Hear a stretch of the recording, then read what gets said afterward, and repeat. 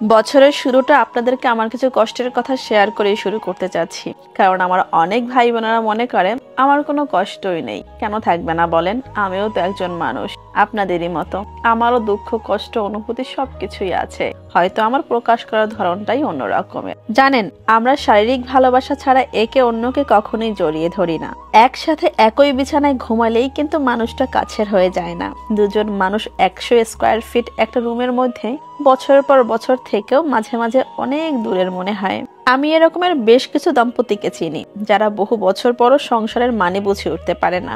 সংসার করতে করতে একটা সময় হয়তো মানুষ ধরেই নেয়, একই বালিশে ঘুমানো, একই টেবিলে খাবার খাওয়া, একই রুমে দুজন মানুষ ঘোরাফেরা করা, আর মাঝে মাঝে শারীরিক মিলনে অংশগ্রহণ করাটাকেই হয়তো সংসার বলে। ব্যাপারটা কি আসলেই তাই? তাহলে কিছু সংসার কখনো কখনো টিকে না কেন? তারাও তো একই বিছানায় ঘুমায়, একই টেবিলে খাবার খায়, একজন অন্যজনের সাথে ভালোবাসার একটা সম্পর্ক তৈরি করে, তবুও সংসারগুলো ভাঙে কেন? আপনি একটা মানুষের সাথে আছেন, পাশে আছেন, চোখের সামনেই আছেন, তবুও মাঝখানে একটা দূরত্ব থাকে। এই দূরত্বটা না ভীষণ অন্য রকমের, বলা যায় না, বোঝানো যায় না, আবার সহ্যও করা যায় না। কারো বুকের উপরে শুয়ে থেকেও মাঝে মাঝে নিজেকে খুব একা মনে হয়। মাঝে মাঝে আমার মনে আমার এই সংসার নিয়ে হাজারটা প্রশ্ন ঘুরপাক খায়।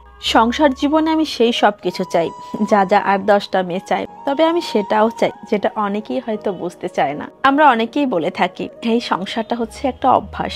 কেন জানি এই কনসেপ্টটা থেকে না আমরা বের হতে পারি না। অভ্যাস তো অবশ্যই, তবে সবই কি অভ্যাস? নতুন কি কিছুই নেই? আমরা স্বামী স্ত্রী দুইটা মানুষ একই ছাদের নিচে থাকি, অথচ কখনো একসাথে আকাশ দেখি না। কখনো সমুদ্র পাড়ে বসে কফি হাতে নিয়ে নির্ভরশীলতার কাঁধে মাথা রাখি না। আমরা কখনোই একে অপরকে জিজ্ঞেস করি না তুমি কেমন আছো, তোমার কি মন খারাপ?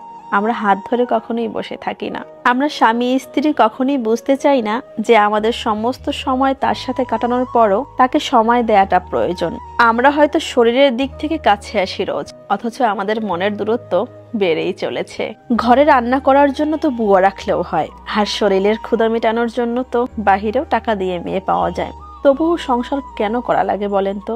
সংসারের ডিপ্রেশনটা শুধু নিঃশ্বাসের আর্দ্রতা অনুভব করার মাঝেই কিন্তু সীমাবদ্ধ থাকে না, এর বাহিরেও কিন্তু অনেক কিছু থাকে। আসলে সত্যিকার অর্থে আমি একা, আপনি একা, আমরা একা, আমরা কিন্তু প্রচুর রকমের একা। অথচ দিন শেষে কিন্তু আমাদের প্রত্যেকেরই একটা আশ্রয়ের প্রয়োজন হয়, একজন ব্যক্তিগত মানুষের প্রয়োজন হয়, একটা নির্ভরশীলতার জায়গার প্রয়োজন হয়। কামনা ছাড়া যেমন ভালোবাসার পূর্ণতা পায় না, ঠিক তেমনি কামনাও যে সবসময় ভালোবাসার জন্ম দিতে পারে না, এটাও কিন্তু মানতে হবে। আমার মতো এরকমের অনেক দম্পতি আছে যারা শুধুমাত্র অভিনয় করে গোটা জীবনটা পার করে দেয় একটা অপছন্দের মানুষের সাথে, একই ছাদের নিচে কাটিয়ে দেয়। আচ্ছা বলেন তো, ঝগড়া করার পর কান্নাকাটি না করে যদি মানুষটাকে পেছন থেকে জড়িয়ে ধরে বসে থাকে, তাহলে কেমন হয়? আসলে কি মানুষ এতটাই নিষ্ঠুর যে ভালোবাসাটাকেও অবহেলা করতে পারে? যারা মনে করে সংসার একটা অভ্যাস, তাদেরকে এটা থেকে বের হতে হবে। আসলে সংসার হচ্ছে একটা স্বর্গ।